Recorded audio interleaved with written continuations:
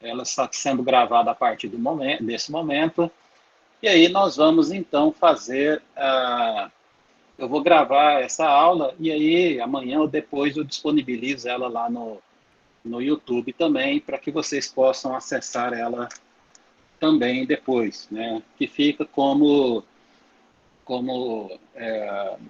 material de apoio para vocês registrarem, pesquisarem depois. Tá bom? O pessoal vai entrando, então tem que ir liberando aqui. O que eu vou fazer agora, então, é compartilhar a minha tela com vocês. Deixa eu abrir aqui o PowerPoint. Deixa eu voltar para cá. Então, deixa eu fazer aqui o processo de compartilhamento da tela. Se vocês estiverem tendo algum problema com a hora que eu for escrever, estiver picotando, aí vocês me avisam, tá? Eu estou usando o celular para fazer o envio da voz e eu estou usando o computador para fazer a apresentação da aula. Então, pode ser que tenha algum delayzinho também entre o que eu estiver falando e a imagem que estiver aparecendo aí para vocês, tá bom? Lembrando que deixem câmeras e microfones fechados, desativados. Alguém está com o microfone ativado aí. E só ative o microfone quando for fazer alguma pergunta, tá? Aí pode me interromper que eu faço eu dou a trégua aqui, vocês podem fazer a pergunta, tá bom? Então vamos lá para a aula. Vocês devem estar vendo aí, então, a primeira apresentação, que é do PowerPoint. O que nós vamos falar é o capítulo 34, que é um capítulo que ele fala sobre a formação de imagens. Então, nós vamos estudar quais são os princípios fundamentais da formação de imagem, algumas características, algumas propriedades.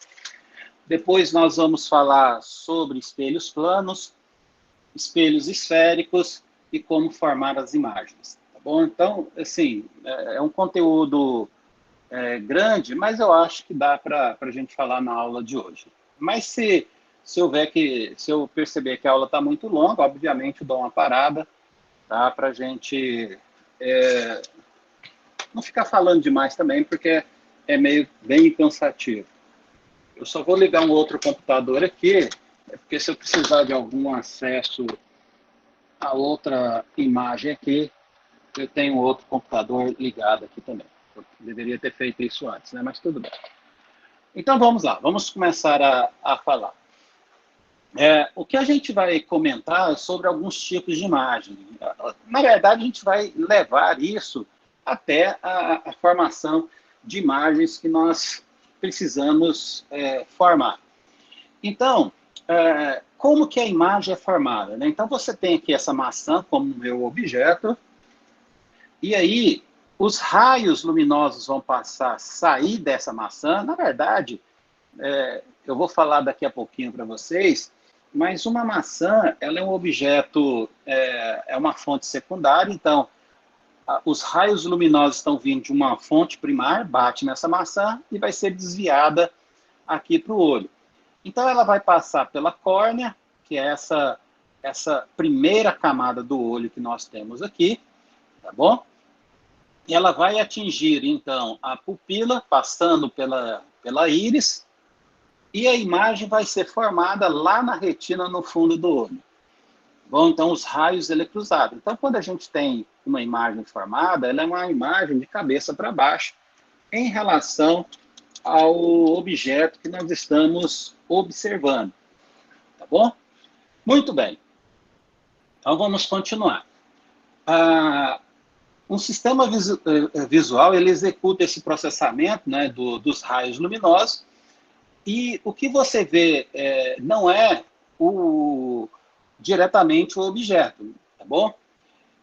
Então, nós vamos ter dois tipos de imagem. Uma imagem real. A imagem real é aquela que ela pode ser produzida ou reproduzida em uma superfície, como em uma folha de papel, em uma tela de cinema, etc. Então, Isso isso é o que nós chamamos de imagem real. Então, toda imagem que você consegue projetar é dita como sendo a imagem real.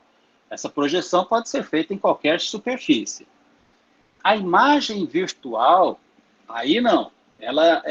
Você consegue visualizar essa imagem no seu cérebro, por exemplo, mas você não consegue projetar. É, por exemplo, a imagem que você observa de um espelho.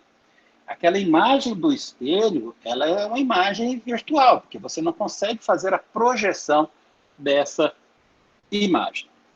Então, nesse capítulo, nós vamos discutir vários modos que essas imagens, tanto as imagens reais quanto as imagens virtuais, elas podem ser formadas.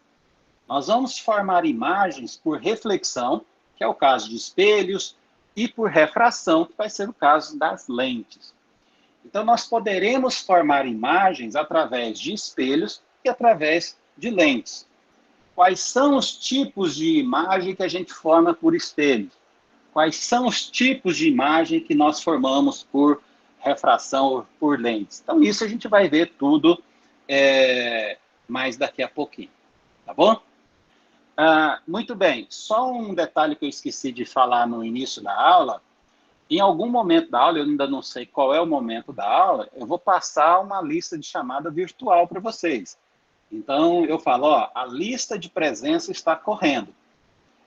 E aí, vocês vão escrever aqui no chat, né, presente, sei lá, Renato presente, Gleidson presente, Jean Vitor presente. Escreva mesmo o seu nome e a palavra presente, tá bom? Que aí vai ser gerado um arquivo log que depois eu vejo para colocar a chamada de vocês. Muito bem. Antes de fazer propriamente dito as imagens, né, nós precisamos de algumas propriedades importantes. Nós vamos estudar a ótica geométrica, que é a parte da física que estuda os fenômenos relacionados, que estuda a luz e os fenômenos relacionados a essa luz. E essa luz ela vai fazer uma propagação no meio que essa luz ocorre. Então, por exemplo, eu coloquei aqui uma figurinha bem simples, aonde mostra aqui uma fonte de luz, um raio luminoso, que vai ser representado pela setinha, e o observador. Então, isso é o que a gente representa como ótica geométrica. É esse fenômeno da luz saindo de uma fonte e chegando até o observador, que é o nosso olho. Nós ainda estamos trabalhando ou falando sobre algumas propriedades que é importante. Então, nós vamos representar a luz sempre com raios luminosos, por setinhas.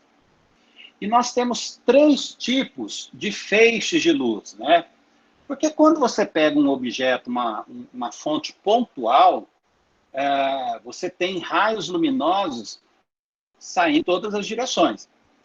Então, você pode representar a luz, né, as ondas eletromagnéticas, que é a luz que nós estamos estudando, através dos feixes de luz. Então, esse feixe de luz, ele pode ser convergente.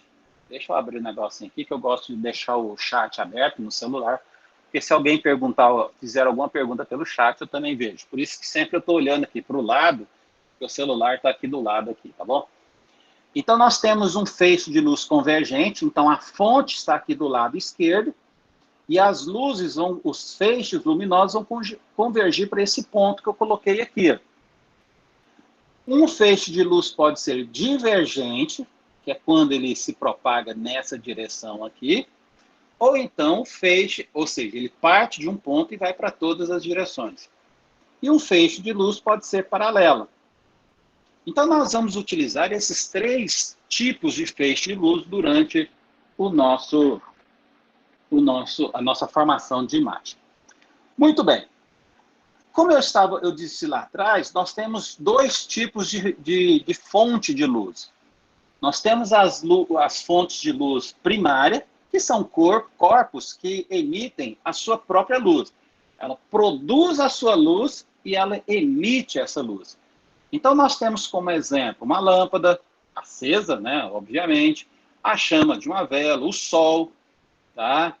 Uma lanterna ligada e etc. Então, aquele objeto que produz a sua própria luz e emite a sua própria luz, nós dizemos que é uma fonte primária. A Lua já não é uma fonte primária, porque ela não produz luz, tá? Então, a caneta que está aí perto de vocês, o seu celular que você está... O celular emite luz, né, da tela, mas se você pegar a parte inversa dele, a parte traseira, ele não emite luz. Então, esses objetos, na verdade, eles refletem a luz vindo de outros corpos. Então, quando você pega um objeto, já vou colocar a figura aqui, ó. Então, um objeto aqui, ó, você tem essa lâmpada que produz a sua própria luz e emite a própria luz. Então, isso aqui é uma fonte primária. Observe que essa aqui é uma fonte primária divergente, porque os raios luminosos estão afastando. Então, um desses raios luminosos atingiu o objeto aqui, e esse objeto refletiu na direção do observador. Então, para que o objeto possa ser visto por esse observador que eu estou mostrando aqui, ele tem que receber algum raio luminoso do objeto. Por isso que os objetos, normalmente, eles são rugosos e a gente consegue ver a forma tridimensional do objeto. Porque cada raio luminoso vai bater num ponto diferente do objeto e vai ser direcionado para o olho, né, no caso, para o observador, de forma diferente. Então, significa, gente, que o nosso objeto, no caso aqui a nossa rosa, é um objeto, uma fonte de luz secundária, porque ela somente consegue ser observada quando a luz incide sobre ela e ela reflete a luz. O momento em que eu faço, que eu apago essa luz, eu esqueci de ligar uma luz aqui, aliás, ao momento em que eu apagar essa luz daqui, esse objeto não poderá mais ser visto. Bom? Então, recapitulando, nós já vimos quais são os tipos de raios luminosos que nós temos, que é o convergente, o divergente e o paralelo, fonte de luz primária, que emite a sua própria luz, e fonte de luz secundária. Outra característica importante da propagação da ótica geométrica, vamos chamar assim, é o fato que a luz, o raio luminoso, ele se propaga em linha reta. Quando eu coloquei aqui, quando eu montei a transparência, eu coloquei aqui quando se propaga no vácuo, né? Eu vou colocar aqui, ó. Então, quando a luz se propaga no vácuo, ela se propaga em linha reta. Na verdade, em qualquer meio, a luz vai se propagar em linha reta. Essa luz ela só vai sofrer desvios, e a gente já estudou isso lá em ondas eletromagnéticas, quando ela passar de um meio para o outro. Então, enquanto ela estiver naquele meio, a propagação é em linha reta. Tá bom? É claro que a gente vai ver mais adiante que quando você... eu estou falando de um ambiente homogêneo. Quando você tem ambientes heterogêneos, aí a luz ela vai sofrendo desvio, porque, por exemplo, a temperatura muda o índice de refração do meio, e aí a luz vai fazendo curvas. Esse, por exemplo, é dessa maneira que nós podemos explicar o fenômeno das miragens, tá? Então, você vê o raio fazendo a curva, obviamente você não vê o raio fazendo a curva, mas você tem a impressão do raio fazendo a curva, e aí você reflete o céu azul, e aí você acha que tem água ali. Então, esse é o fenômeno de miragem que acontece nos desertos, por exemplo. Então, aqui, ó, quando a luz ela vem por aqui, né, aqui é o meio, então ela continua em linha reta durante esse meio, tá bom? Outro princípio que é interessante é o princípio da independência dos raios. Então, quando um raio luminoso cruza, o que esse texto está falando é o que eu vou falar aqui, não vou ficar lendo também, vou resumir aqui. É que quando um raio luminoso cruza com outro raio luminoso, ali no momento do cruzamento, no ponto, você pode ter uma interação. Então, por exemplo, se um raio luminoso da cor verde passa por um raio luminoso da cor amarela, por exemplo, aí naquele momento você vai ter uma cor ali diferente, no cruzamento. Mas depois eles continuam os mesmos, né? Não vai haver, ó, tá vendo? Então, esse raio azul passando por aqui, esse raio vermelho passando por aqui. Nesse ponto aqui, eu posso ter uma mudança de cor. Isso não tem problema. Mas depois disso, ele continua sendo azul. Então, agora, eu vou ter o que a gente chama de princípio da independência dos raios. Os raios luminosos não interagem um com o outro. Bom? E o último é o que a gente chama de princípio da reversibilidade da luz. O que significa esse princípio da reversibilidade da luz? Quando a luz vem de um ponto e bate e vai para outra região, eu vou colocar a figura que é melhor, né? E aí você pode fazer o caminho, ó. Então, aqui na figura A, ele sai do ponto A, passa no ponto B, no ponto C e depois vai para o ponto D, né? Vamos ver se eu consigo colocar aqui, ó. Então, aqui seria o ponto A, que é a minha fonte primária, bate no espelho, que eu vou chamar de ponto B, depois ele bate aqui embaixo, que é o ponto C, num outro espelho, e chega até o seu observador, que é o ponto D. Se eu fizer o inverso, né? Então, esse é o caminho. A, B, C, D. Se eu fizer o caminho reverso, D, C, B e A luz vai percorrer exatamente a mesma distância. Não tem nenhuma mudança em você fazer esse caminho ou esse caminho daqui. Tá bom? Então, esse é o princípio que a gente chama de princípio da reversibilidade da luz. Então, com esses princípios, nós podemos começar agora em montar as nossas imagens. E como eu disse para vocês ali atrás, Dorinha, as imagens elas poderão ser formadas através de reflexão, que é o caso dos espelhos, e nós podemos fazer imagem através da refração, que é o caso das lentes. Tá bom?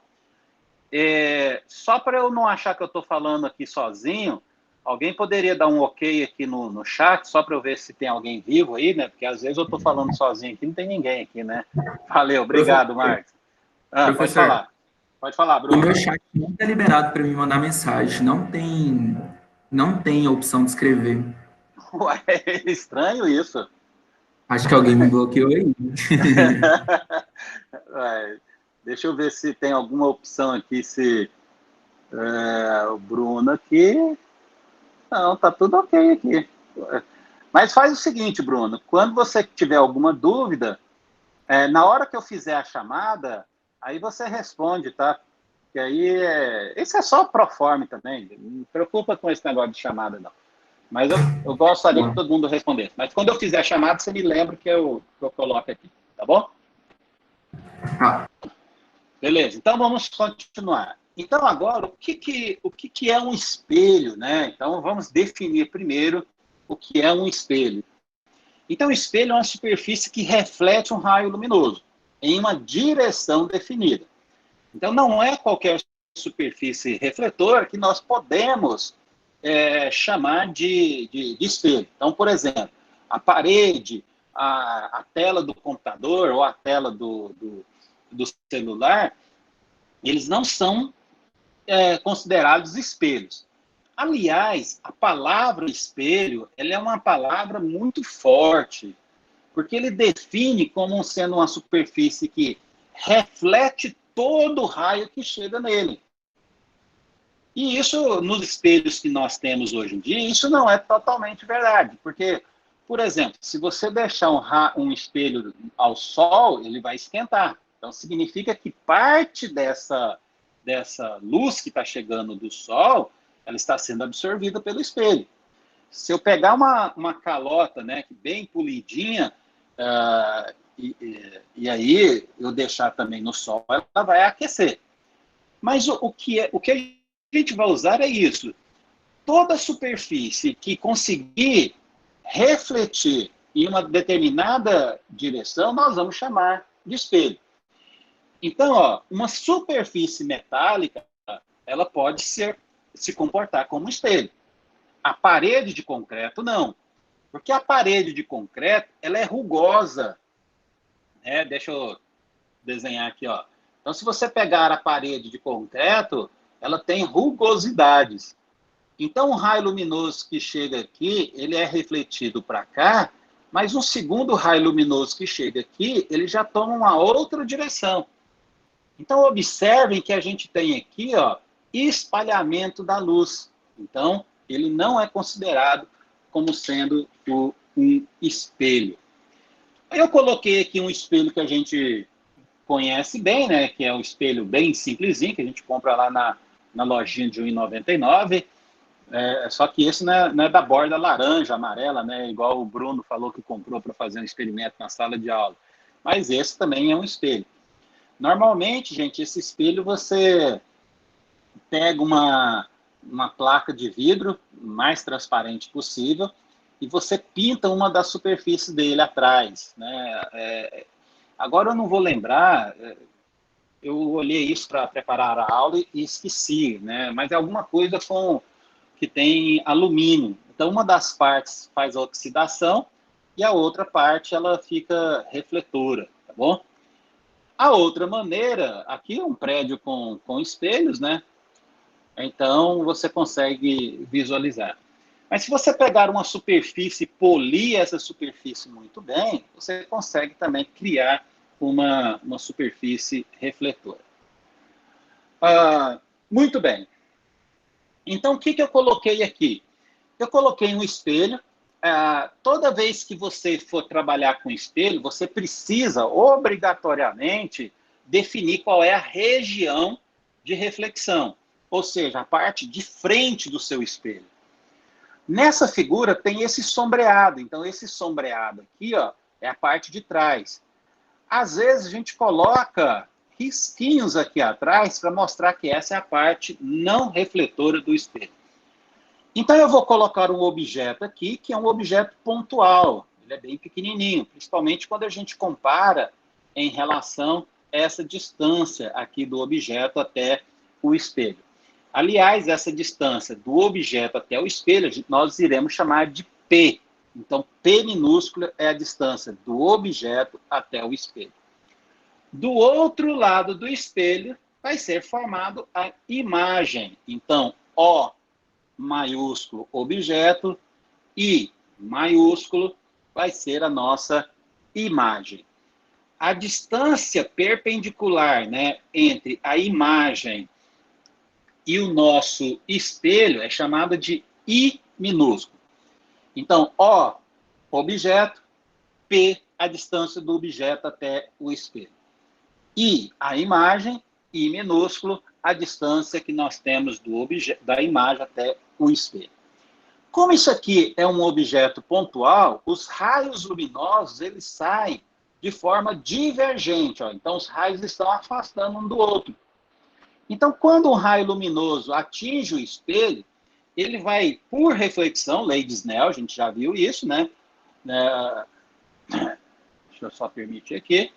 Então, ele vai sofrer a reflexão de cá, e o ângulo que ele incide aqui é o mesmo da reflexão do lado de cá, que é igual eu coloquei nessa figura. Na verdade, essa figura é da internet, não fui eu que coloquei, não.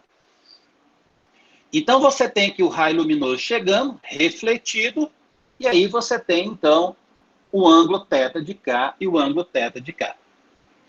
Observe que se eu fizer o prolongamento desses raios luminosos, dos raios refletidos, não dos raios incidentes, porque como esses raios vão se afastando, eles nunca mais vão se cruzar, que são raios divergentes. Então, se eu fizer o prolongamento dos raios refletidos, eles vão se cruzar nesse ponto. Então, é justamente no cruzamento do prolongamento dos raios refletidos de um espelho plano que nós temos a formação da imagem. Bom, daqui a pouquinho a gente vai calcular essa distância, vai ver que essa distância são iguais. Então, aqui, ó, foi o que eu falei para vocês, né? Ó, a reflexão da luz está representada pelos raios que partem dos espelhos e a imagem I é produzida atrás do espelho. Essa imagem, ela é uma imagem virtual, porque nós não podemos projetar essa imagem virtual em nenhum lugar. Nós conseguimos ver, mas a gente não consegue, por exemplo, projetar isso na nossa mão. Então, né, entre aspas, né, eu não consigo pegar essa imagem. Então, ela não é uma imagem real, ela é dita uma imagem virtual. Nós vamos utilizar um padrão que é o seguinte: do lado da frente do espelho vai ser positivo e do lado e atrás do espelho vai ser negativo. Isso é só um padrão, você pode mudar isso sem problema nenhum. Então, esse ponto o ponto I, né, é a imagem do objeto, e ele é chamado de imagem pontual porque é um ponto, né, se o seu objeto é um ponto, a imagem também é pontual. E de imagem virtual, porque nenhum raio passa por esse ponto. O que está passando por esse ponto nada mais é do que o prolongamento do espelho. P minúsculo I eu já coloquei para vocês, então eu já posso mudar aqui. Tá bom? Muito bem. Agora o que eu vou fazer? Eu vou pegar aquela mesma figura, essa figura aqui, e vou selecionar alguns raios. Por exemplo, esse raio de cá e esse. Só que, na verdade, eu estou pegando esse daqui, né, e esse daqui. Estou modificando um pouquinho a figura. Então, tá vendo? Ó, peguei esse raio aqui e um outro raio que está vindo aqui. Então, esse raio reflete aqui no espelho, ele chega com um ângulo de incidência θ e vai embora com um ângulo de reflexão, também θ. Esse raio chega com 90 graus e vai embora com 90 graus. Então, por isso que ele vai e volta pelo mesmo caminho. Os prolongamentos dos dois raios me formam o ponto I. Então, isso é importante vocês anotarem em algum lugar aí do seu caderninho. Para você formar uma imagem, você precisa de pelo menos 2 raios luminosos. No mínimo. Tá? Então, você não consegue formar a imagem só com um raio luminoso. Você vai precisar de pelo menos 2 raios luminosos para formar a imagem. Porque o cruzamento de 2 raios luminosos vai me dar um ponto. Então, eu preciso a formação desse ponto. Lembrando que do objeto até o espelho é a distância P e da imagem até o espelho, o ponto P. Agora, olha aqui que eu vou fazer. Ó. Se eu pegar esse triângulo A, que é esse ponto aqui, O, B e A, ou seja, esse triângulo de cá, e se eu pegar o alba, né, na verdade é o triângulo AI, né, ele vai sair daqui, A, I, B, A, que é esse triângulo aqui, eles têm esse lado aqui comum, tá bom? E nós temos 3 ângulos iguais também. Esse ângulo é igual a esse ângulo aqui é igual a esse, né? Eu posso até desenhar aqui, ó, Ctrl P. Esse ângulo é igual a esse ângulo daqui. E nós vamos ter esse terceiro ângulo aqui igual a esse ângulo de cá. Então, esse triângulo daqui da esquerda, se eu quiser chamar de triângulo 1, ele é congruente a esse ângulo 2. O que é um triângulo congruente? Eu coloquei aqui para vocês lembrarem e para eu lembrar também, que às vezes a gente esquece essas nomenclaturas, né? Então, é um triângulo que tem a mesma forma. Observe que esse triângulo aqui é um triângulo retângulo e esse aqui também é um triângulo retângulo.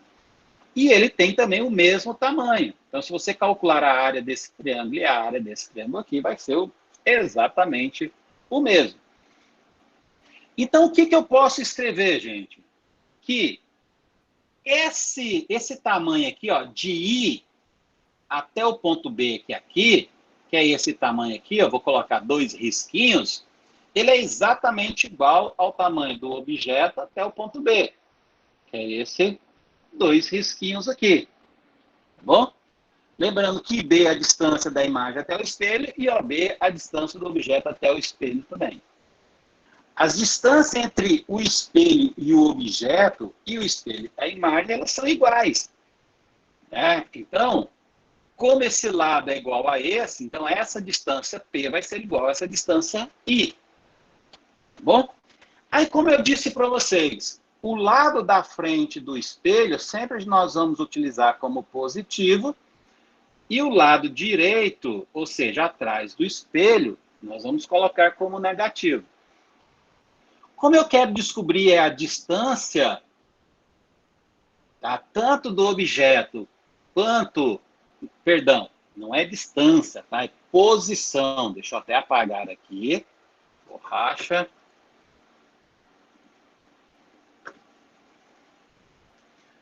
Como eu quero descobrir a posição,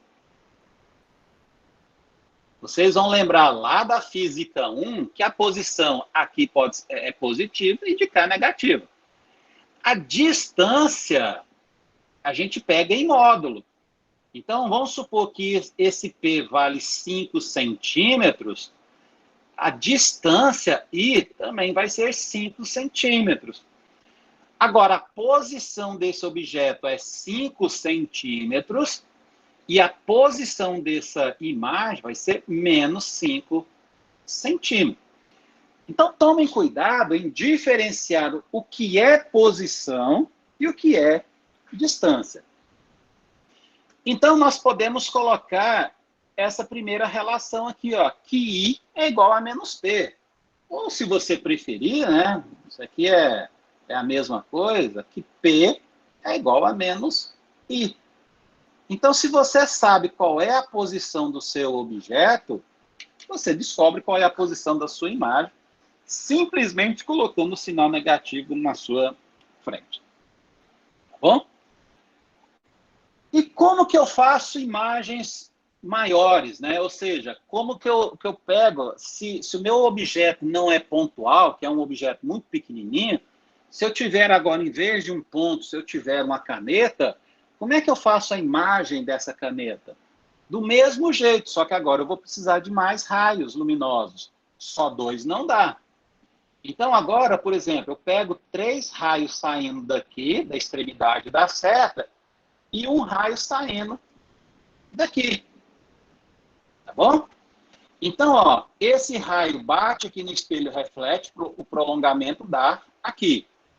Esse raio refletiu aqui, o prolongamento aqui. Esse terceiro raio daqui bateu aqui e foi até lá. Esse raio daqui, ele veio e formou essa posição. Então, agora, esse objeto formou essa imagem daqui.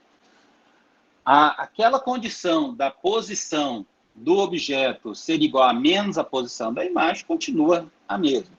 É só uma questão de como que você vai montar a sua figura agora. Tá bom? Qualquer dúvida é só chamar, gente. Senão aqui eu engato uma terceira e vocês nem vão me acompanhar. Saindo dos espelhos planos, nós vamos partir para os espelhos esféricos, tá bom? Existem algumas maneiras de vocês produzirem espelhos esféricos. Então, por exemplo, se você pegar uma superfície curva e fazer o polimento dessa superfície curva, você consegue fazer um espelho esférico. Ele é esférico, acho que tem a figura aqui, ó. Por exemplo, você pega uma esfera aqui, aí você faz o polimento dessa esfera. Para quem for tentar fazer um espelho em casa, o ideal é você pegar lixas de gramaturas diferentes, tá? Então, você começa com a lixa mais grossa, e aí você vai diminuindo para lixas mais finas, vamos chamar assim. Então, aí você, com as lixas mais grossas, você tira a maior rugosidade do objeto, e depois você vai diminuindo isso com as lixas finas. Não comece diretamente com a lixa fina, não, senão você acaba gastando a lixa e você não consegue fazer o polimento de maneira adequada. E aí, depois que você fez o polimento dessa superfície, você pode pegar aqui, ó, um corte, e aí você vai ter uma superfície, um espelho esférico, tá? Ele é tridimensional. Obviamente, uma outra maneira é você pegar um espelho plano aqui, que inclusive é isso que eu vou usar daqui a pouquinho, e fazer o curvamento. Então, você pode pegar esse espelho, né, aqui está a parte não espelhada, você pode fazer o encurvamento para cá, tá bom? Ou então você pode fazer a curva ao contrário, né? Fazer assim, e aí você criou também um espelho esférico. Tá bom? A gente vai falar da diferença dos dois tipos daqui a pouquinho. Então, ó, só para voltar aqui, né? Eu cortei aqui a nossa esfera polida, então aqui eu tenho uma superfície, uma calota, que a gente chama de calotas esféricas. Obviamente, esse lado aqui também é uma calota esférica, tá? Mas a gente cortou aqui um pedacinho, que é o que a gente vai utilizar. Aqui está um exemplo de espelho esférico, né, que é colocado para fazer vigilância de lojas, por exemplo. Tá bom? Então, tipos de espelhos esféricos. Nós temos dois tipos, que é o côncavo e o convexo. Tá? Então, o que a gente chama de espelho côncavo é quando a parte espelhada for a interna. Lembra aqui, ó, que eu curvei aqui, ó? Então, a parte espelhada é essa parte de dentro aqui. Então, isso é chamado de espelho côncavo. Se você pegar a mão aqui, eu não sei se vocês estão vendo, acho que sim, que eu estou sem a minha própria imagem, tá? Então, essa parte interna aqui da mão é a parte côncavo, ou é a parte da colher também, onde você coloca a sopa, por exemplo. Essa é a parte côncava. Então, esse é um espelho que a gente chama de côncavo. Então, tá aqui, ó. O espelho côncavo, então, a parte interna dele, que é a parte espelhada. Aqui é um exemplo real de um espelho côncavo que a gente tem, tá bom? Uma outra maneira de você formar o espelho côncavo, como eu disse para vocês, ó, é pegar aqui e fazer a curva para o lado esquerdo, né? Ou seja, deixar a parte interna da nossa figura espelhada, a parte interna espelhada. Então, a gente chama isso de espelho côncavo. Marcos, você não está me vendo ou só o Marcos que não está me vendo? Ou mais alguém não está me vendo?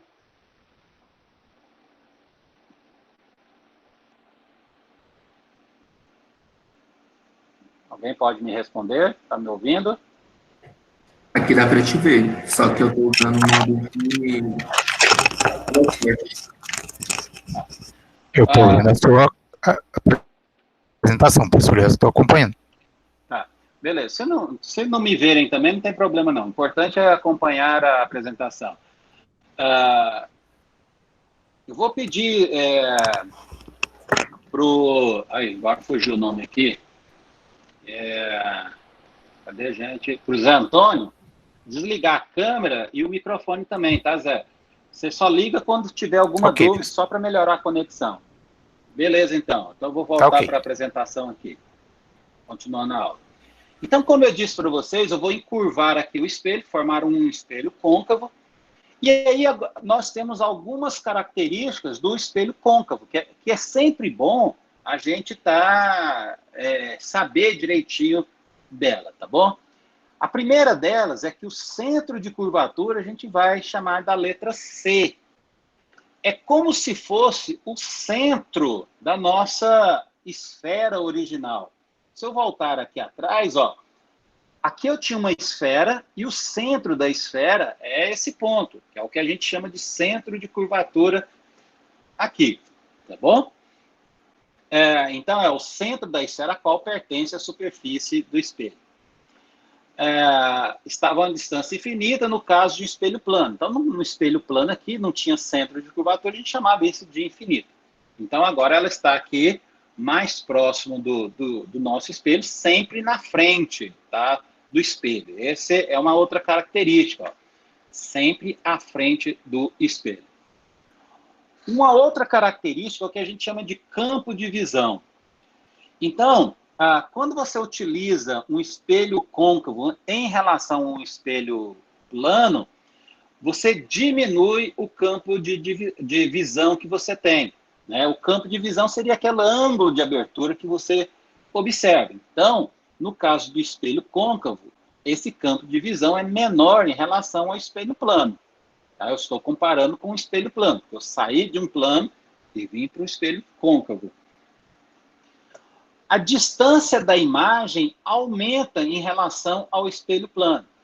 Lembre-se que essa distância aqui, ó, no espelho plano, ela era igual. Agora, essa distância da imagem até o espelho em relação ao objeto do espelho, isso aqui vai ser maior. O tamanho da imagem aumenta. Ó, aqui no espelho plano, esse tamanho era exatamente igual a esse tamanho aqui. Eu esqueci até de falar isso lá no espelho plano. O tamanho é sempre o mesmo.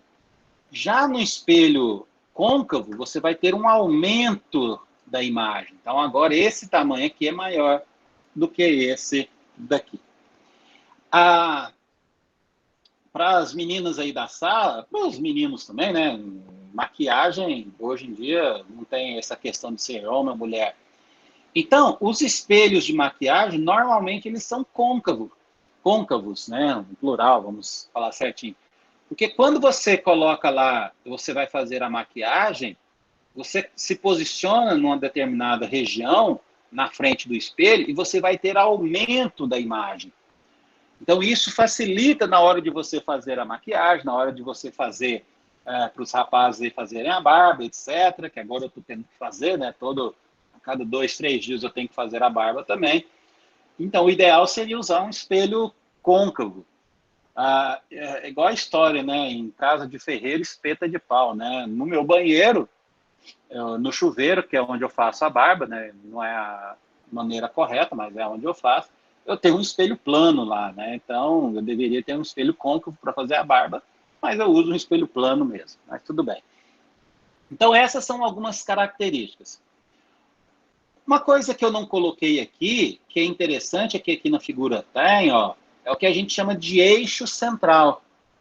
O eixo central é o eixo longitudinal que atravessa o nosso espelho, passando pelo centro.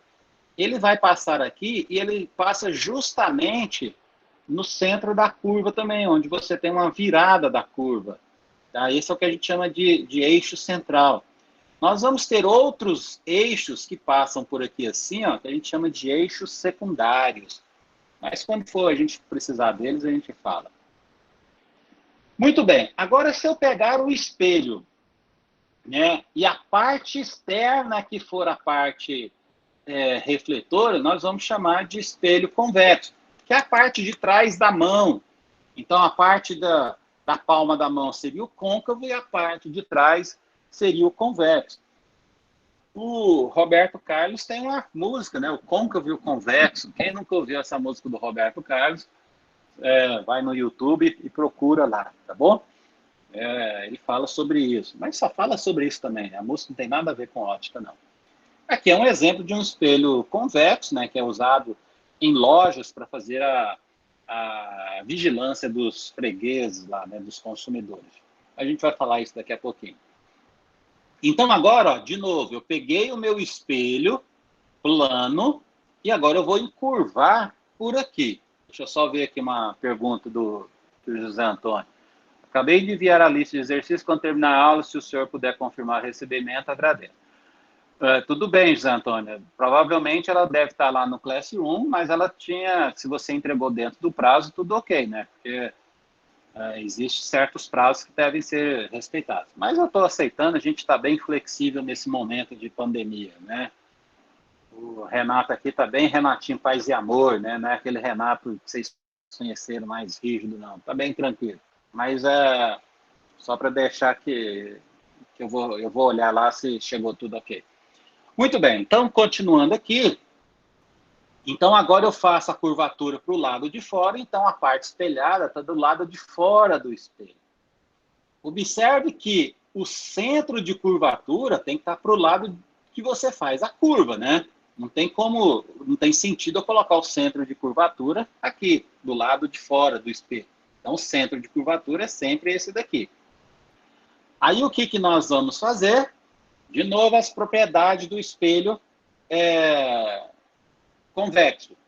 O centro de curvatura está atrás, a gente definiu aqui o positivo como a frente e o negativo aqui como a parte de trás do espelho, mas é para dentro do espelho da curva.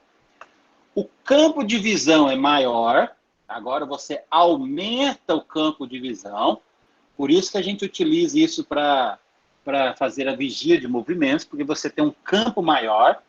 Isso a gente está falando em relação ao espelho plano, tá? Obviamente, se você comparar com o côncavo, ele também vai ser maior, né? Porque o côncavo em relação ao plano é menor. Se você é maior do que o plano, ele vai ser maior do que o côncavo também. A distância da imagem diminui.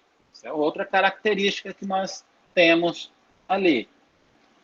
E o tamanho da imagem também vai diminuir.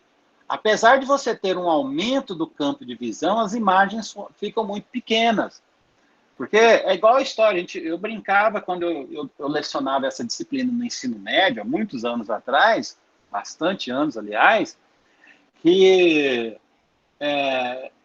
cabe mais, o campo de visão aumenta porque as pessoas ficaram menorzinhas, né? Você diminui as pessoas, então, por isso que o campo de visão cabe mais, aumenta no caso, tá? Mas obviamente não é isso, né, gente? Era só uma maneira de brincar, tá bom?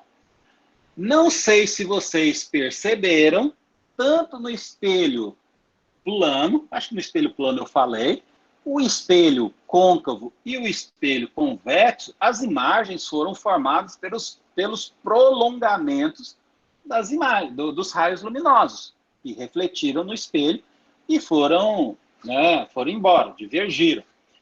Então, todas essas imagens que a gente forma nos espelhos, tanto no plano, no côncavo e no convexo, são imagens que nós chamamos de imagens virtuais, todas elas, tá bom? Então, isso é bom ficar claro, porque na hora de você fazer a classificação das imagens, você tem que saber isso daí. Aqui eu fiz mais ou menos um resumo do que os elementos geométricos dos nossos espelhos, tá bom? Então, aqui eu tenho a calota esférica, como o centro de curvatura está aqui do lado esquerdo, que é a parte da frente, então isso aqui é um espelho côncavo. Então, você tem aqui o eixo principal, o eixo secundário, esse V é o que a gente chama de vértice, tá? Não coloquei aqui, mas é o vértice. Escrevendo com o mouse é mais demorado. O C é o centro, eu coloquei aqui, C é o centro de curvatura, V é o vértice, que a gente chama de polo da calota esférica, R é o raio de curvatura, que é esse que a gente tem, esse daqui. O eixo principal é a reta que passa pelo centro de curvatura e pelo vértice. Opa, faltou aqui. E o eixo secundário é que passa pelo centro de curvatura e um ponto qualquer que eu coloco aqui, que não seja o vértice. Esse ângulo alfa aqui é o ângulo de abertura do nossa calota esférica. Tá? Então, quanto maior for esse ângulo, mais plano é o nosso espelho. Tá bom? Quanto mais fechado esse ângulo, mais esférico é o nosso espelho. Eu repeti a figura, né? Na verdade, é só a continuação, né? O eixo secundário que passa por C, mas não por V. O ângulo alfa é o ângulo de abertura, que eu falei. E o plano focal é o plano perpendicular ao eixo principal. Seria esse plano aqui, que eu estou marcando na nossa figura de cá. Tá bom? Então, esses são alguns elementos geométricos, plano meridional, todo plano que contém o eixo principal, a gente chama de plano meridional. Essa questão do plano meridional, plano frontal, a gente quase não usa, não. Muito bem. Observe que nós temos aqui um ângulo alfa, que é um ângulo de abertura. Para que a gente consiga fazer as condições para a gente trabalhar com o ângulo, com o espelho esférico, algumas condições nós vamos trabalhar. E uma delas é o que a gente chama de condição de nitidez de Gauss. É uma condição que você tem uma formação de imagem perfeita, que você consegue fazer a visualização de maneira adequada. Tá? Então, o ângulo de abertura do espelho, ou seja, aquele ângulo alfa, ele tem que ser pequeno. Normalmente, esse ângulo ele é menor ou igual a 10 graus. Eu vou ser bem sincero para vocês, tá? Alguém poderia falar, por que 10 e não 11? Por que 10 e não 9, né? Isso daqui, gente, é algo experimental. Então, foi observado que 10 graus era o grau que você coloca o ângulo e você tem uma nitidez. E não se fala nisso, tá bom? Isso é mais ou menos, não sei se vocês vão lembrar lá de Física 2, do movimento do pêndulo. Quando você vai calcular o movimento do pêndulo, a gente pode usar aquela equação do 2π raiz quadrada de m sobre L, agora não lembro de qual era a equação do período do pêndulo. Aquela equação só vale para ângulos pequenos. Mas o que são ângulos pequenos, né? Aí eu estava vendo um colega nosso, um vídeo de um colega nosso, professor físico, né, que a gente conhece, e ele, na aula dele, ele fala que esse ângulo é de 23 graus, né, esse ângulo pequeno. Eu sempre falei para meus alunos que esse ângulo era menor do que 10, 15 graus no máximo. Então, esse valor, ele pode variar também, ele não é exato 10 graus, mas a gente vai usar essa condição pequena. Essa condição aqui, ela vai mostrar também, a gente vai utilizar essa condição, e que os raios que vão chegar até o plano frontal, ou seja, atingir o espelho, eles vão ser paralelos ao eixo principal. Deixa eu voltar aqui na figura. Vou pegar essa daqui, que está limpinha. Então, quando a gente usa aquela condição de nitidez de Gauss, significa que a maioria dos raios luminosos vão chegar praticamente paralelos, tá, a essa superfície, a esse plano frontal, perdão. E depois daqui ele vai sofrer a reflexão lá. É só para isso que a gente utiliza essa condição de Gauss. Então, os raios incidentes, eu vou falar daqui a pouquinho dos raios notáveis, né, que vocês devem lembrar lá do ensino médio.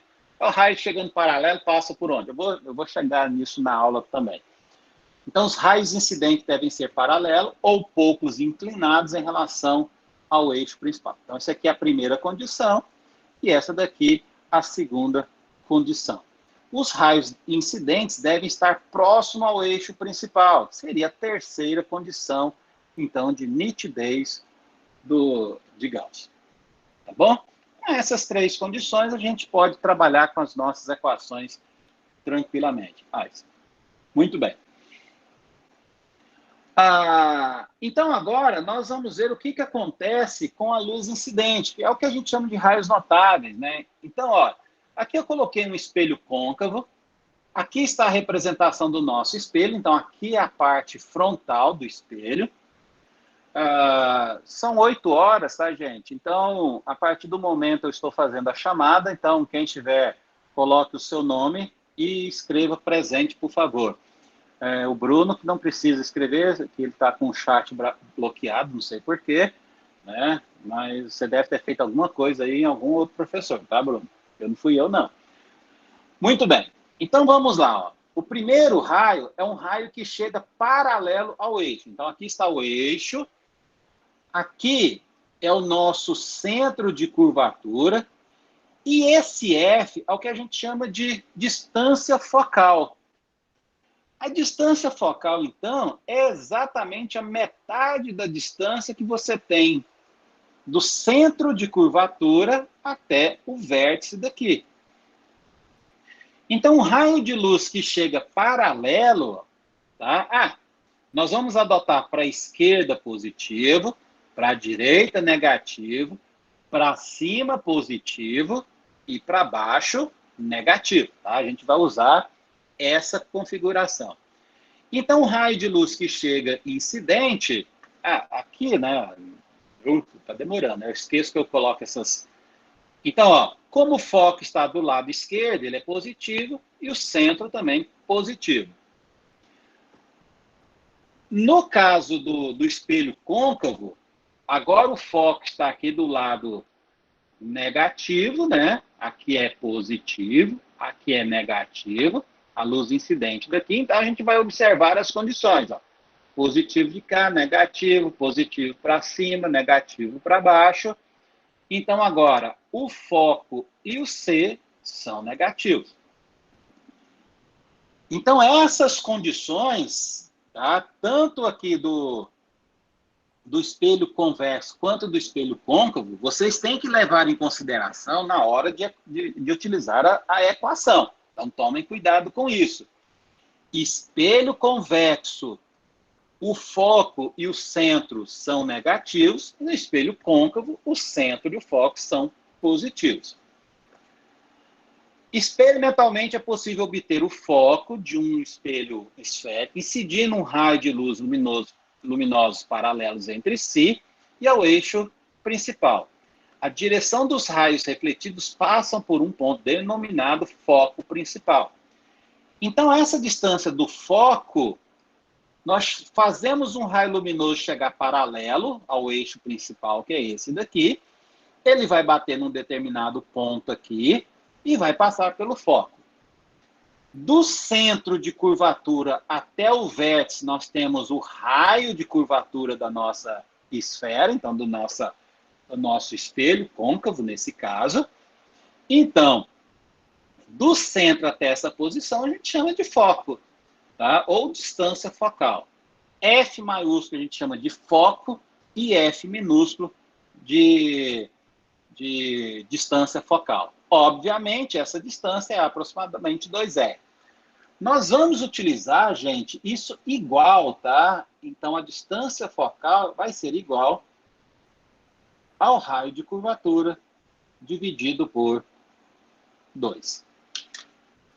Mas a gente não vai usar essa aproximação aqui. Deixa eu pegar aqui o laser.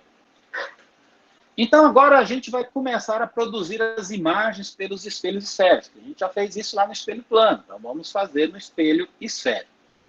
Uma vez definido o ponto focal dos espelhos, que a gente acabou de fazer, podemos determinar a relação entre a distância I e a distância do objeto P, para os espelhos planos. Antes de fazer essa determinação da equação, vamos ver então agora os raios notáveis, que a gente tinha falando lá. Então, a primeira condição é que os raios luminosos, eles vêm, né, paralelo ao eixo principal. Então, eu vou ter um raio aqui, ó. Esse é o raio que está chegando, né? A gente coloca uma setinha aqui, ó. Ele vai bater aqui no espelho e vai ser refletido passando pelo foco.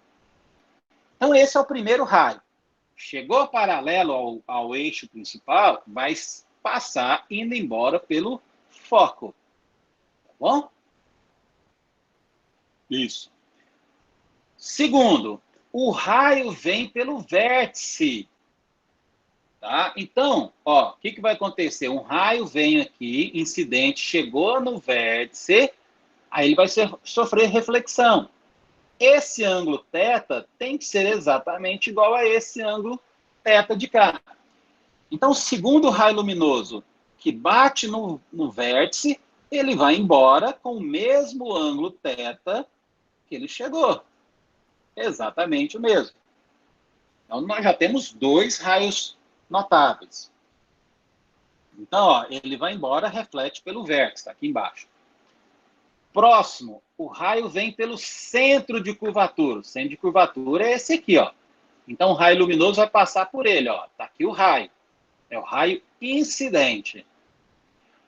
Lembre-se que isso daqui é uma superfície esférica. Então, esse raio, na verdade, está batendo perpendicular aqui. Ele vai ser refletido de volta, formando o mesmo ângulo. Tá? Então, ele vai embora, passando pelo centro de curvatura também. Então, nós temos esses raios notáveis que eu mostrei para vocês.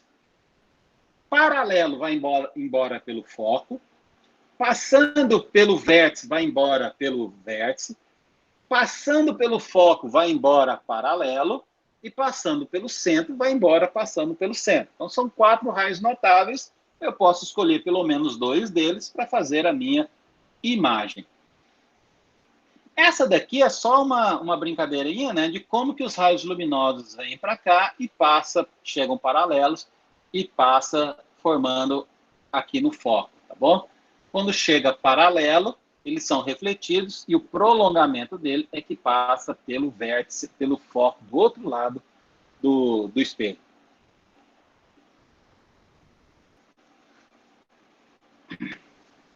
Então, então, vamos começar a montar a nossa imagem. Eu coloquei um objeto grande, não é um objeto pontual, mas, obviamente, eu vou pegar um raio de luz que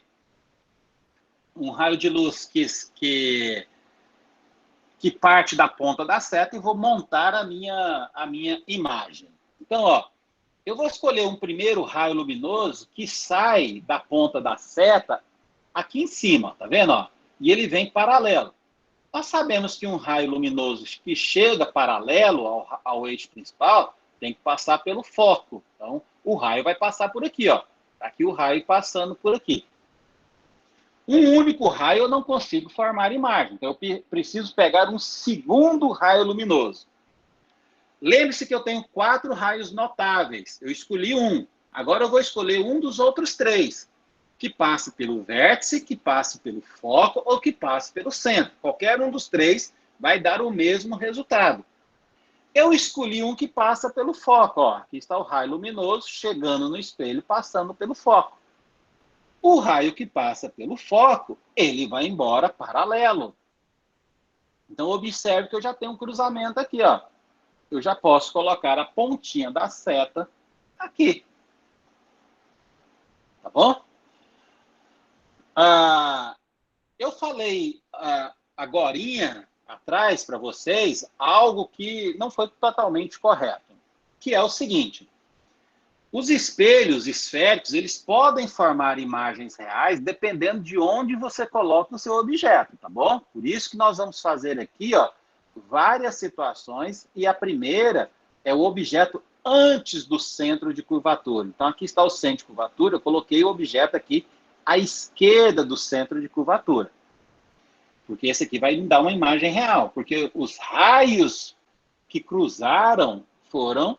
É o próprio raio... Bom? Muito bem, ó. Então, agora eu já posso colocar... Porque um raio sai daqui, ó... Ele vai bater no espelho e vai passar por aqui. Então, ele vai passar por esse ponto, que é a base dele. Então, o meu objeto é esse objeto que eu tenho aqui. Como que eu vou classificar essa minha imagem? Ou seja, ela é uma imagem real, porque ela é formada pelo cruzamento dos próprios raios. Ela é uma imagem menor. Observe que esse tamanho é maior do que esse. Então, a minha imagem é menor. E ela é invertida. Lembre que aqui para cima é positivo e aqui para baixo é negativo. Então, o tamanho do meu objeto é positivo. Então, e a minha imagem ela é invertida. Tá bom? A gente ainda vai calcular essas distâncias. Por enquanto, a gente só está montando a imagem. Agora, observe que eu vou pegar esse objeto aqui, ó, e vou aproximar do espelho. Então, agora eu vou colocar aqui no centro. Aqui, ó. O objeto está no centro de curvatura. Aí eu vou fazer a mesma coisa. Os 4 raios notáveis, eu vou escolher 2 e vou fazer. Primeiro raio paralelo, passou pelo foco. Segundo raio, veio pelo vértice, tá? Que é esse daqui. E ele vai embora também pelo vértice. Então, tá ele aqui. Cuidado, gente. Isso daqui não é o cruzamento dos raios refletidos, tá? Esse raio é refletido, mas esse raio é incidente. Então, eu não posso formar a imagem aqui, não. A imagem vai ser formada aqui, ó, no cruzamento dos raios refletidos. Então, eu já posso formar a imagem. Está aqui a imagem. Qual é a classificação dessa imagem? Real, do mesmo tamanho, dá para observar, e ela é invertida, ela é de cabeça para baixo. Vamos aproximar um pouquinho mais o objeto entre o centro e o foco. Estava aqui, pus aqui e agora coloquei aqui. É claro, gente, que dependendo de onde você coloca o seu objeto, você pode pegar um raio notável ou não. Fica mais fácil um do que outro, tá bom? O paralelo, eu sempre pego, tá? Então, ó, paralelo passou pelo foco. Agora, pelo vértice, vai embora pelo vértice também, ó. Ele cruzou bem aqui, ó. Então, a imagem formada aqui. Quais são as características da imagem? Real, maior e invertida. Então, até agora, todas as imagens foram reais e todas as imagens foram invertidas.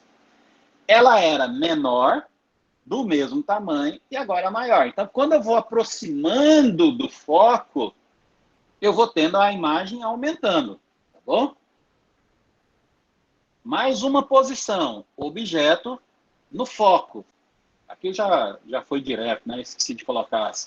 Então, o raio luminoso passa pelo foco, o raio incidente pelo vértice vai embora pelo vértice. A pergunta é clara, né? Aonde que esses dois raios estão cruzando? Alguém consegue me dizer? Pode escrever aí no chat ou responder por áudio. Aonde esses dois raios estão se cruzando? Nunca se cruza. Dizem que no infinito raios, retas paralelas se cruzam, né? Então, mas na verdade, esses raios aqui, eles não vão se cruzar. Por isso que a gente fala que a imagem é uma imagem imprópria. Ela se forma lá no infinito. Como a gente nunca vai chegar no infinito, né? Então a gente a gente fala que a imagem é imprópria. Então, no foco, a gente tem uma imagem imprópria. E, finalmente, entre o foco e o vértice. Essa é a última posição do côncavo, tá, gente? Ainda tem um pouquinho de aula ainda. Acho que vai dar tempo. Então, ó, raio paralelo passou pelo foco, pelo vértice, passou, ele não passa, não cruza. Mas, se eu fizer o prolongamento desses raios, eles vão se cruzar, ó. O prolongamento desse raio e o prolongamento desse raio. Olha aqui o cruzamento deles, ó. Então, quando você coloca o objeto entre o foco e o vértice, aparece a nossa imagem aumentada, direita e virtual. Virtual, maior e direita. Tá bom? Daqui a pouquinho meu fone está acabando a bateria. Mas acho que ainda vai dar um ouvir o microfone, tá bom? O foco e o vértice, você já tem a imagem virtual. O único imagem virtual, para isso você toca entre o foco e o vértice, você acaba tendo uma imagem. Da mesma maneira, faz com o espelho convexo. Agora, não tem sem colocar o objeto aqui amarelo. Eu vou... de microfone, pera só um minutinho.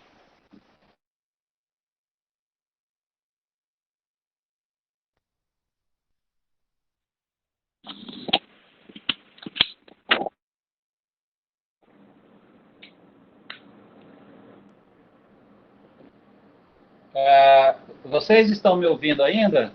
Fica mais baixo, mas está ouvindo agora? Perfeitamente. Está normal o áudio, por favor? Valeu, obrigado, José. Tá perfeito. Então, talvez fique um pouquinho mais baixo, né? Mas eu vou falar um pouquinho mais alto aqui também. Então, como eu estava dizendo para vocês, não tem lógico eu pegar esse objeto amarelo e colocar desse lado de cá, porque aqui não tem superfície refletora. Então, o objeto só pode ser colocado aqui na parte da frente, né, do espelho, que é a parte espelhada. Então, de novo, eu vou fazer a questão dos raios notáveis. Ó, primeiro raio paralelo, ele vai refletir na parte refletora, só que o prolongamento dele tem que passar pelo foco. Ó, a reflexão é aqui e o prolongamento dele passa pelo foco. Vou pegar um segundo raio que está chegando no espelho, aqui no vértice, ele vai ser refletido passando pelo vértice. Na hora que eu fiz a figura, ele desviou um pouquinho e eu estava com pressa e esqueci de arrumar, tá, gente? Perdão. Aí eu vou pegar o prolongamento desse raio que está sendo refletido e aqui está o cruzamento deles. Então, a minha imagem está sendo formada aqui. Então, eu tenho uma imagem virtual, menor e direita. Por isso que aqueles espelhos de vigilância, as imagens são sempre menores. Porque você, dependendo de onde você vai colocar aqui, ó, você, né, um pouco menor, um pouco maior. E ela é sempre direita, que é importante também, né? Que a gente vê a pessoa na posição correta dela. Tá bom? A minha figurinha aqui apareceu um carinha, né? Aqui tá os braços dele, o corpo, a cabecinha, a boca triste, os dois olhinhos e o nariz, né? A gente vai fazendo as coisas e nem percebe, mas tudo bem. Eu não tô triste, não. Tô feliz em dar aula para vocês. Então, ó, o espelho convexo só forma um tipo de imagem. Então, são algumas dicas que a gente vai dando para vocês, que é interessante, né? Se eu colocar lá na prova de vocês, no dia 20 de maio, né, que foi o dia que eu marquei a nossa segunda prova, para quem não chegou no começo da aula, o espelho convexo, ele só vai me dar esse tipo de imagem. Então, se eu colocar lá para você classificar uma imagem em espelho convexo, só pode ser isso aqui, ó, virtual, menor e direita. Nenhuma outra maneira vai acontecer. Tá bom? Muito bem. Agora, o que a gente já está quase no finalzinho da nossa aula, tá? Acho que mais uns 10 minutos no máximo, 10, 15 minutos eu termino a aula. Nós precisamos relacionar o que a gente chama de equação dos pontos conjugados, que é uma equação que vai me dar a posição da imagem em relação à posição do objeto e a posição e o tamanho do foco do objeto, por exemplo. E depois relacionar o tamanho do objeto, né, com o tamanho da imagem, que é o que a gente chama, e relacionar essas duas grandezas, que a gente chama de aumento lateral ou linear, que são duas equações que vocês vão usar na aula de hoje do laboratório, tá bom? Então, eu vou pegar aqui, ó, aqui está o centro de curvatura, aqui está o eixo principal e aqui o nosso espelho côncavo. Então, eu coloquei aqui um objeto, ponto O, um raio luminoso sai dele aqui, bate no espelho, reflete para cá, formando o mesmo ângulo. Um outro raio luminoso sai dele, bate perpendicularmente e volta para cá. O cruzamento me deu a imagem aqui. Então, tem o objeto e a imagem aqui. Esse ângulo alfa é o ângulo que está sendo formado aqui na incidência. Mas esse é o ângulo de incidência, ângulo de reflexão, são esses dois ângulos aqui. Esse outro ângulo aqui, beta, que é o ângulo que esse eixo secundário aqui faz com o eixo principal aqui. E esse outro ângulo gama aqui é o ângulo que esse raio refletido faz com o eixo principal. I minúsculo é a nossa distância da imagem, P minúsculo é a distância do objeto, e R é a distância, o raio do espelho, né, que é a nossa distância do centro de curvatura até o vértice aqui. Lembrando que, né, deixa eu colocar aqui, que o foco, a distância focal, é igual ao raio sobre 2. Por isso que a gente precisa desse R aqui. Muito bem. Então, eu trouxe a figura aqui de volta, coloquei aqui embaixo, que a gente vai usar. Da trigonometria, se eu pegar esse ângulo aqui, tá? O alfa, e somar com esse ângulo θ de cá, eu vou ter esse ângulo beta aqui. Então, a soma desses dois ângulos é igual esse ângulo beta é igual à soma desses dois ângulos internos desse triângulo aqui, tá? Tô pegando só esse pequenininho aqui. E a mesma coisa, se eu pegar esse triângulo maior aqui agora, o triângulo externo, o alfa mais esse ângulo total, que é 2 beta, vai ser igual a esse gama aqui. Então, essas são relações da trigonometria. Quem tiver alguma dúvida, depois busca lá no livro de trigonometria, que é tranquilo. Então, se você relacionar essas duas equações aqui, né? Então, você vai pegar que alfa mais gama é igual a 2 beta. Muito bem. Os ângulos podem ser escritos em radianos. Tá? Então, esse ângulo alfa aqui, ó, ele vai ser esse arco dividido pelo raio, que é esse pedaço daqui, ó. Isso é trigonometria, né, gente? Então, na verdade, para o ângulo alfa seria essa distância total aqui, ó. Então, o arco AC, que é esse arco aqui, dividido por esse raio aqui, tá bom? Que é P. A mesma coisa eu faria, ó. Se eu pegar aqui o beta, vai ser o AC dividido por essa distância. Se eu pegar o gama, vai ser AC dividido por I. Então, agora, ó, até eu não coloquei aqui, né, mas está aqui, o alfa, o gama e o beta eu vou substituir nessa equação. Então, eu vou ficar com AC sobre P mais AC sobre I, que é igual a 2 vezes AC sobre R. O termo AC, que é o arco, eu posso cancelar. Então, eu vou ficar com 1 sobre P mais 1 sobre I, que é igual a 2 sobre R. Só que nós vamos lembrar que 2 sobre R, vou colocar aqui na frente, ó, 2 sobre R é igual a 1 sobre F. Então, 2 sobre R é igual a 1 sobre F. Então, essa é a nossa equação dos pontos conjugados. Ó. 1 sobre F, que é a distância focal, é igual a 1 sobre P, que é a distância da imagem, mais 1 sobre P, que é a distância do objeto. Lembre-se, vocês têm que tomar cuidado com os sinais, tá? De F, de I e de P. Por exemplo, no espelho côncavo, o F é positivo. No espelho convexo, o F é negativo. Tá bom? No espelho côncavo e no espelho convexo, o P é sempre positivo.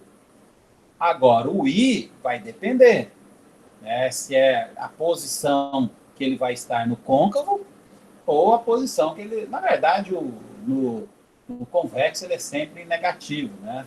Ele é formado do lado negativo do espelho. Aqui é a mesma coisa, né? Para a gente pegar um objeto grande, né? O raio passando pelo centro vem para cá, pelo vértice.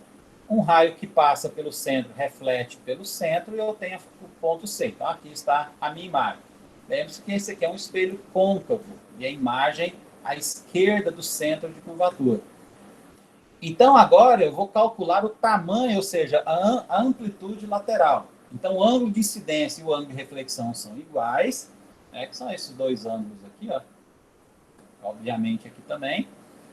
Então, eu vou pegar aqui DE. Quem é DE? Ó, o D é esse ponto daqui, esse aqui, até aqui, que é esse tamanho. Então, esse lado do triângulo, dividido por AB, o A é daqui até aqui, que é o tamanho do objeto. Isso tem que ser igual a CD, cadê o D de W? É aqui, e C sobre A, que é isso daqui. Na verdade, eu estou fazendo comparação desse triângulo aqui com esse triângulo aqui de baixo. Estou comparando esse triângulo com esse triângulo. Tá bom? Então, a razão do lado esquerdo, a menos de um sinal, é o que a gente chama de ampliação lateral. A gente vai dar isso a gente chama isso de M, tá? Do espelho. Como CD é igual a I e CA é igual a P, nós vamos ter, então, que a equação da ampliação é igual a M, que é a ampliação, ou seja, é a razão entre o tamanho da imagem com o tamanho do objeto, tá bom? Aqui é o tamanho da imagem, aqui é o tamanho do objeto. Isso vai ficar menos I sobre P. O tamanho do objeto ou da imagem medido perpendicularmente ao eixo central do espelho é chamado de altura H do espelho ou H', né, da imagem. Então, a razão H, vou chamar de prima, né, para ninguém ficar fazendo gracinha de H', H' sobre HM é chamada de ampliação lateral também, dada por M. Então, você pode fazer o M pegando as distâncias da imagem pelo do objeto, ou então pegando o H' sobre o H normal. Ou seja, se você souber essa altura aqui, esse tamanho, e se você souber essa altura aqui, ou seja, esse tamanho, aí você pode fazer a ampliação normalmente. Na simulação do laboratório que vocês vão fazer daqui a pouquinho, lá a gente utiliza o Y e o Y', tá? É porque o simulador já está com essa configuração, então em vez de H e H', lá se utiliza Y e Y'. Então você pode calcular a ampliação dessas duas maneiras que nós temos aí. Beleza, gente? Deixa eu descartar aqui. Deixa eu voltar aqui para então, a partir de agora, né, a gente encerra a nossa aula. Eu vou parar a gravação também a partir desse momento.